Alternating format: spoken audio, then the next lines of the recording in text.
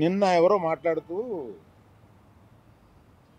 మాది ప్రైవేట్ వ్యాపారం, ప్రభుత్వానికి సంబంధం ఏముంది, ప్రభుత్వానికి సంబంధం లేదు, నేను కరెక్ట్గా చెప్పలేనది ఆ అర్థం వచ్చేటట్టు మాట్లాడారు.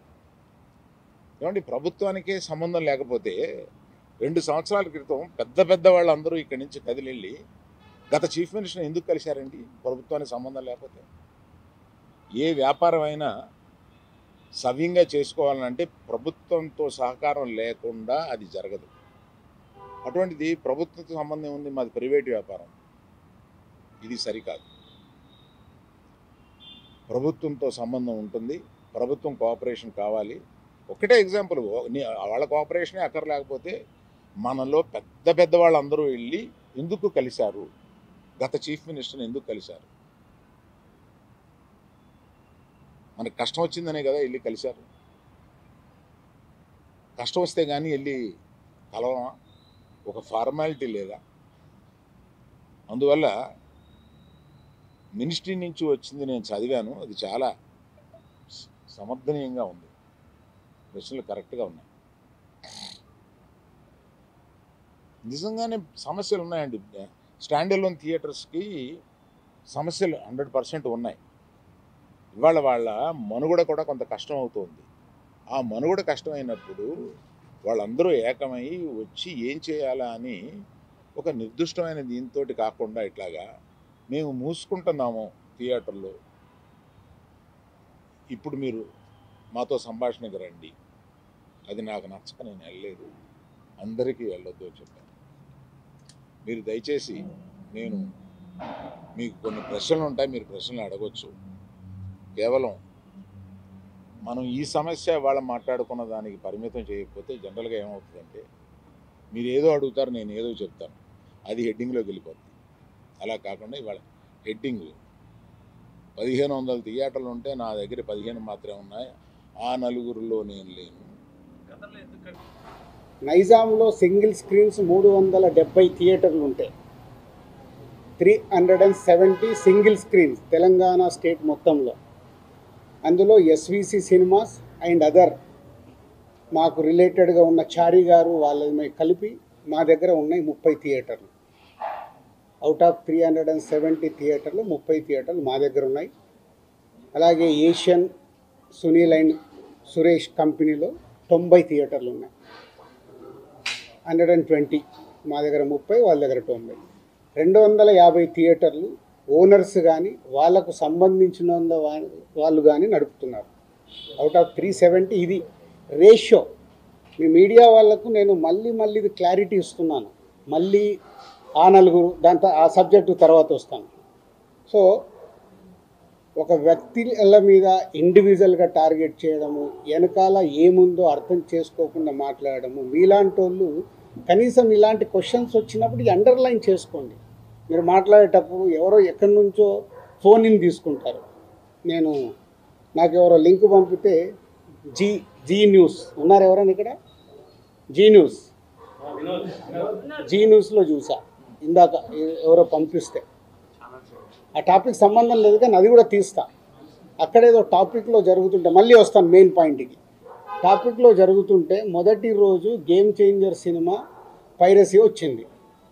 అది నిర్మాతకి నష్టం, నిర్మాత ద్వారా డిస్ట్రిబ్యూటర్కి నష్టం, డిస్ట్రిబ్యూటర్ ద్వారా ఎగ్జిబ్యూటర్కి నష్టం. అక్కడ ఒక ఎక్స్ నిర్మాత అంటున్నాడు, ఆ నిర్మాతనే ఇది పైరసీ చేసి ఉండొచ్చు. అంటే ఎంత నీచం! ఒక ప్యాషనెటిక్ ప్రొడ్యూసర్ అని నా సినిమాని నేను కాపాడుకోవడానికి ఫైట్ చేస్తాను అంటే ఎంత దిగజారిపోతున్నారు వాళ్ళు. మీడియాలకు రావడానికా, మీడియా వాళ్ళు ఇచ్చే ఇంపార్టెంట్ కోసమా? అది అవసరం లేని టాపిక్. పైరసీ మీద మేము ఫైట్ చేస్తాం కానీ ఎవడన్నా ఇన్ హౌస్ మన ఇంట్లో మనిషిని మనం చంపుకోవాలని ఎవడన్నా మనిషి అనుకుంటాడా? ఏ కుటుంబంలో ఎవరన్నా అనుకుంటారా?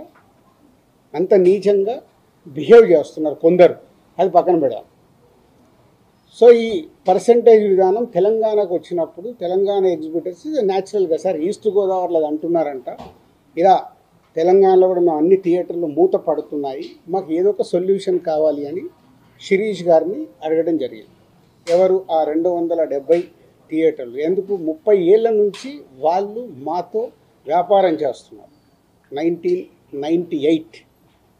98 నుంచి ఆ ఎగ్జిబిటర్స్కి మాకు 28 నుంచి ఒక నడుస్తుంది, ఆ రిలేషన్ నడుస్తుంది. వాళ్ళు అడిగినప్పుడు ఈస్ట్ గోదావరికి ఇలా జరుగుతుంది అన్నప్పుడు శిరీష్ గారు నా నోటీస్లో తీసుకొచ్చారు. ఇలా నువ్వు ఛాంబర్ ప్రెసిడెంట్గా ఉన్నప్పుడు ఛాంబర్లో జరిగిన లాస్ట్ ఇయర్ నేను ఛాంబర్ ప్రెసిడెంట్, మీ అందరికీ తెలిసిందే. ఛాంబర్లో నువ్వు అన్నావంట ఎగ్జిబిటర్స్కి కూడా ఏదైనా కష్టాలు ఉన్నప్పుడు డెఫినెట్గా గవర్నమెంట్స్తో కూడా మాట్లాడి సాల్వ్ చేస్తామని వాళ్ళు ఈ పాయింట్ అడుగుతున్నారు. ఈస్ట్ గోదావరిలో అడుగుతున్నారు. వాట్ విల్ డూ, ఎగ్జిబిటర్స్కి ఏం కావాలో అడగడంలో తప్పులేదు. వాళ్ళకు ఉన్న ప్రాబ్లమ్స్ ఏంటి వాళ్ళని చేసుకొని కమ్యూనికేట్ చేయమనండి. ఎవరికి? ఛాంబర్కి కమ్యూనికేట్ చేస్తే అప్పుడు ఛాంబర్ నుంచి ప్రొడ్యూసర్స్కి లేదా గవర్నమెంట్కి ఈ టాపిక్ వెళ్తుంది. బికాజ్ ఐఎమ్ ఎఫ్డీసీ చైర్మన్ కాబట్టి ఆ ఉద్దేశంలో వాళ్ళు ఈ రూట్లో రావడం జరిగింది. అది అయిపోయింది. సో నేను నా వెకేషన్ కోసం నేను హాలిడే వెళ్ళాను. వాళ్ళు మే 18 ఒక మీటింగ్ అనుకున్నారు ఎగ్జిబిటర్స్, ఏపీ తెలంగాణ ఎగ్జిబిటర్స్ అందరు. ఆ రోజు ఆ మీటింగ్ అయిపోయే టయానికి నేను లాస్ట్కి ఒక 15 నిమిషాల గురించి వెళ్ళా. సో మళ్ళీ అది మీ మీడియా మిత్రులకు కూడా చాలా అవసరం ఇది. ఎందుకంటే ఆ టాపిక్ June 1 థియేటర్లు బంద్ అనేది ఫస్ట్ వేసింది మీరు. లోపల జరిగింది ఏంటి, వాళ్ళు అడిగింది ఏంటి మీకు క్లారిటీ లేదు. ఎవరో ఫోన్ ద్వారా చెప్పింది అది మట్టుకే మీరు మీ స్ట్రోలింగ్లు కానీ మీ బ్రేకింగ్ న్యూస్లు కానీ మీరేశారు. అంటే యాక్చువల్ లోపల ఏం జరిగింది, వాళ్ళు ఏం అడిగారు, వాళ్ళు ఛాంబర్కి ఏమి ఇచ్చారు మీకు క్లారిటీ లేదు. వాళ్ళు అక్కడ నేను వెళ్ళి మాట్లాడిన తర్వాత సార్ మేము ఇలా అనుకుంటున్నాం, మాకు ఈ పర్సంటేజ్ విధానం కావాలి, ఈ రెంటార్ పర్సంటేజ్ అనేది ఉంది.